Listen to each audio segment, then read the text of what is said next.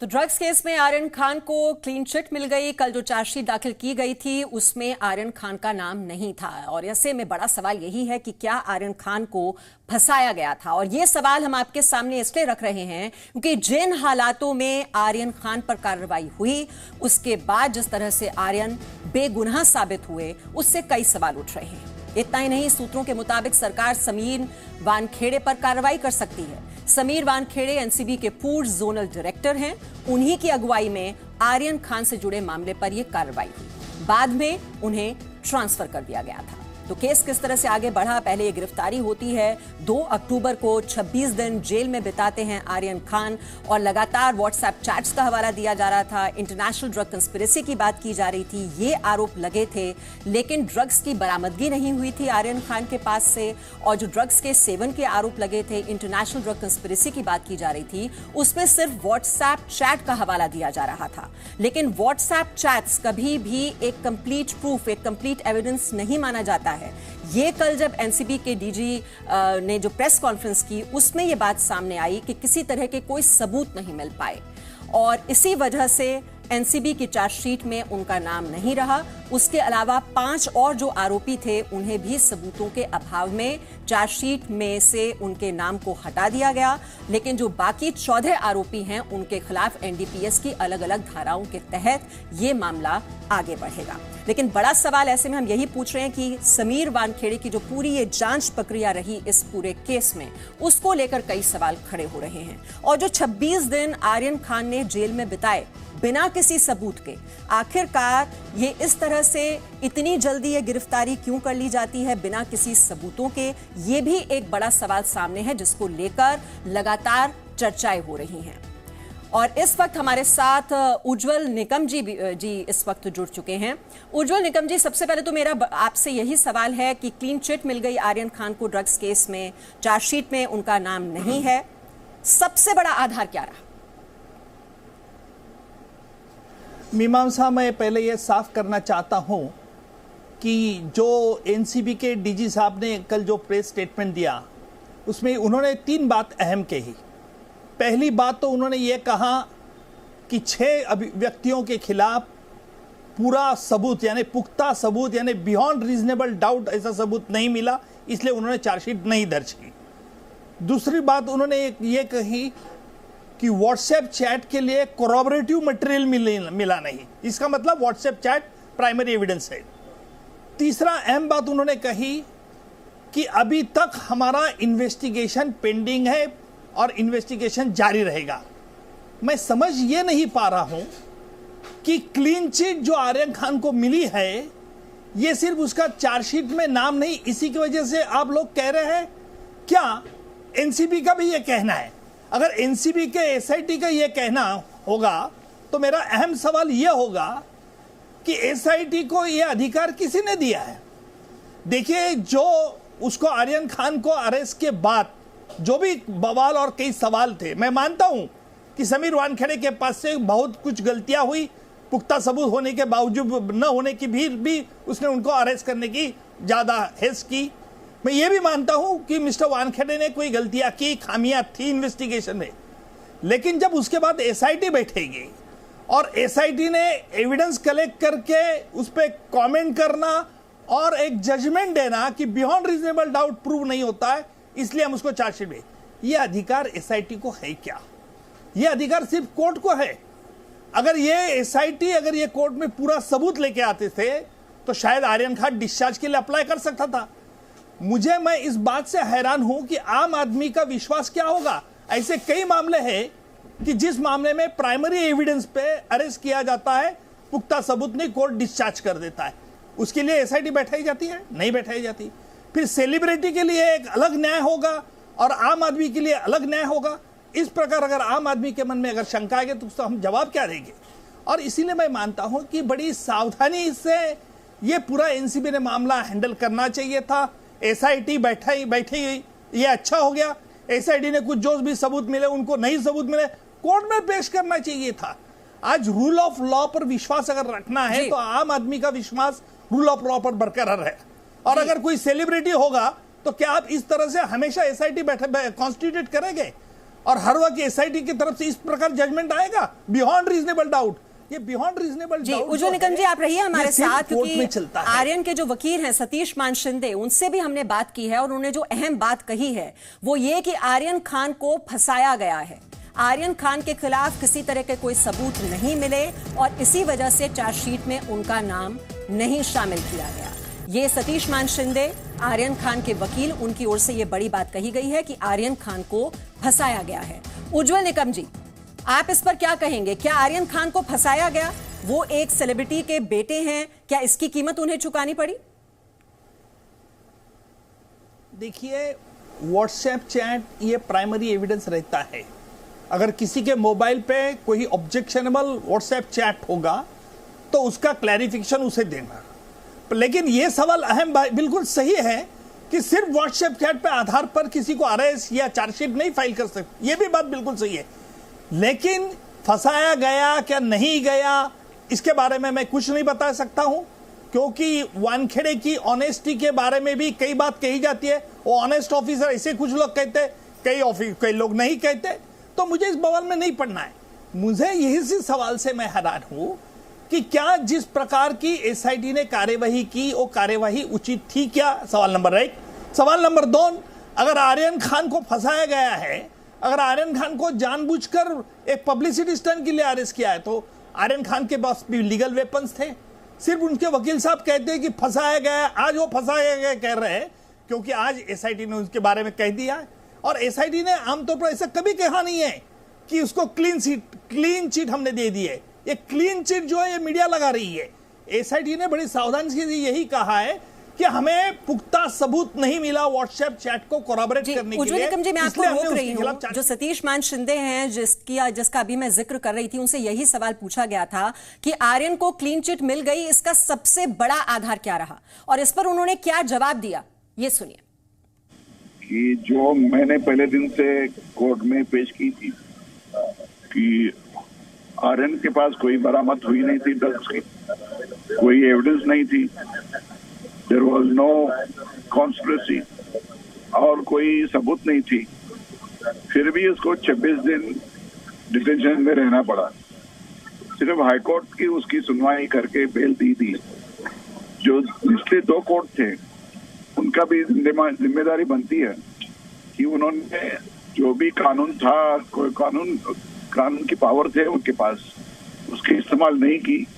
जो भी हमने सबमिट की थी कोर्ट में और पेश की थी उसका उन्होंने कोई जिक्र नहीं किया था। तो मेरा यही रिक्वेस्ट है कि अगर हर एक आदमी हाईकोर्ट तक जावे और बेल के लिए प्रेयर की, हमारे जेल्स में जो अंडर ट्रायल्स है उनको सफर करना पड़ता है, सब केसेस में ऐसे होती है। इसलिए मेरा रिक्वेस्ट है जुडिशरी को, जो भी पावर्स आपको कॉन्स्टिट्यूशनल अथॉरिटीज ने और कॉन्स्टिट्यूशन ने दी है उसका गलत इस्तेमाल नहीं करें। जी, उज्ज्वल निकम जी, आपने बात सुनी सतीश मान शिंदे जी की, आप क्या कहेंगे? या अंडर ट्रायल्स को सफर करना पड़ता है, बहुत ही ये स्ट्रिक्ट एक्ट है, और इस तरह से बिना किसी सबूत के, जो आप भी बात कह रहे हैं कि व्हाट्सएप चैट से आधार नहीं हो सकता, और इतनी जल्द किसी की गिरफ्तारी कर लेना। मीमांसा, मैं ये बात जरूर मानता हूं कि जल्दबाजी करना, पब्लिसिटी उसकी करना, मीडिया को बुलाना, ये सब अवॉइड करना चाहिए। और जो ये प्रिकॉशन लेनी चाहिए थी उस वक्त उन ले नहीं गई है।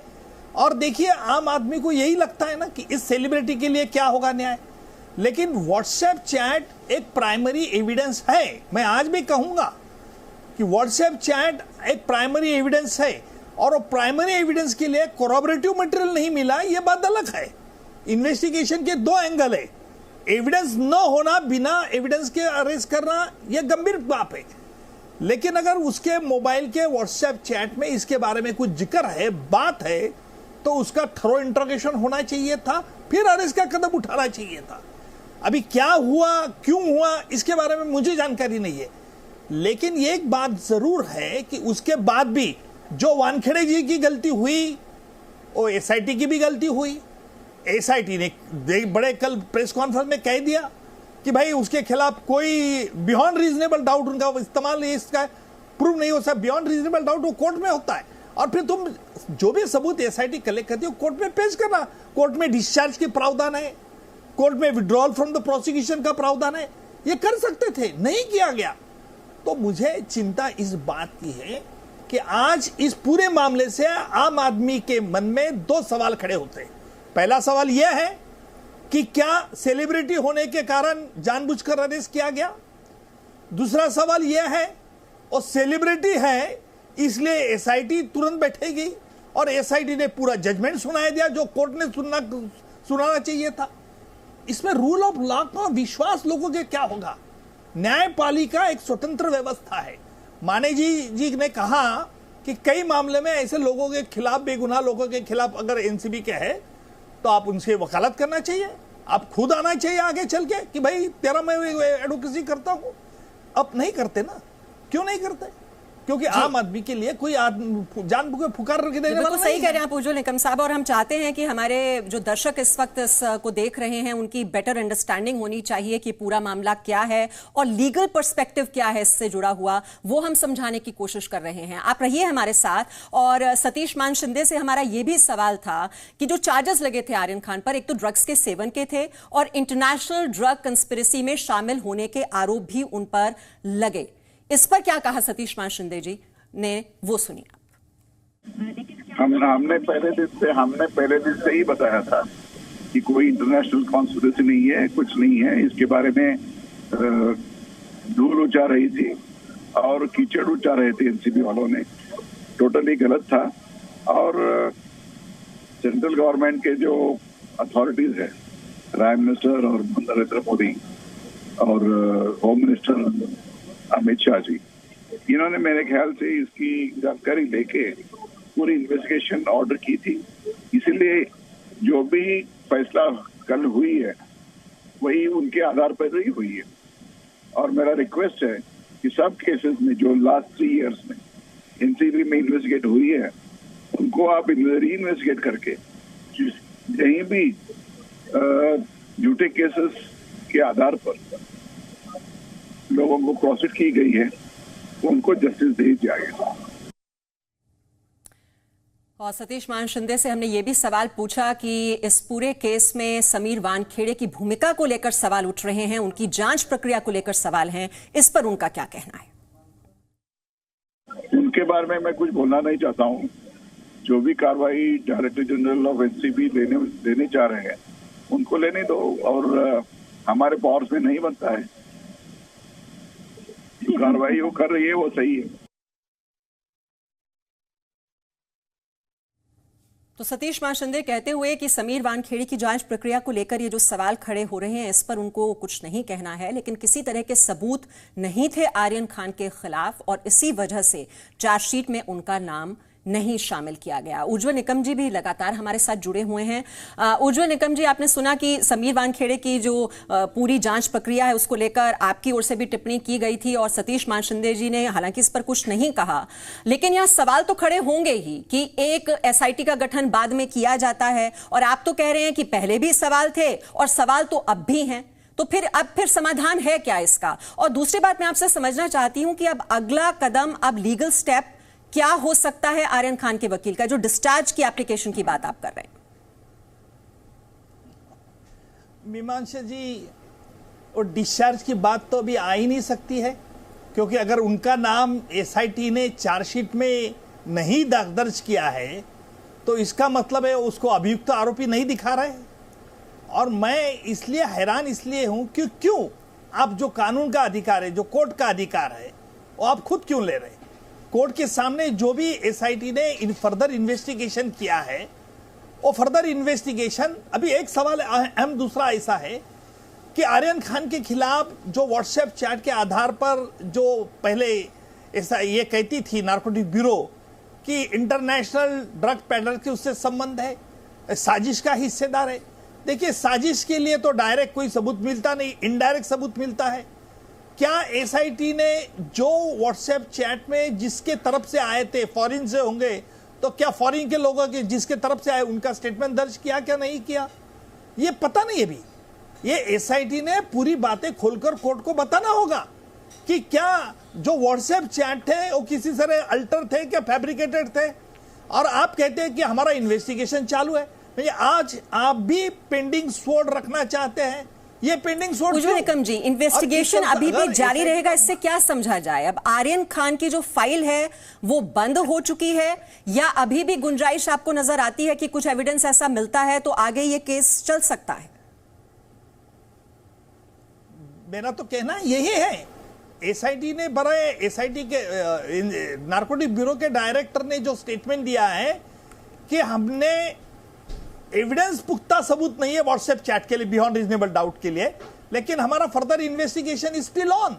अगर फर्दर इन्वेस्टिगेशन में व्हाट्सएप चैट का इंटरनेशनल साजिश के लिए कोई उनको सबूत मिलता है तो कानून कार्रवाई कर सकते हैं।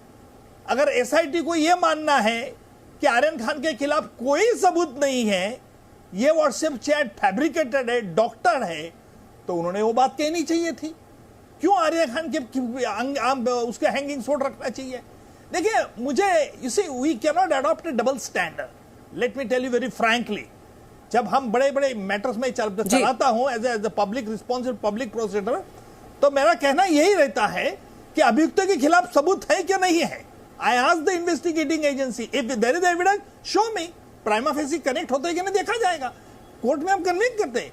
आपको याद होगा कि कुछ साल पहले बंबई में एक अलकायदा टेररिस्ट अफरोज नाम का था, वो बंबई का रहने वाला था।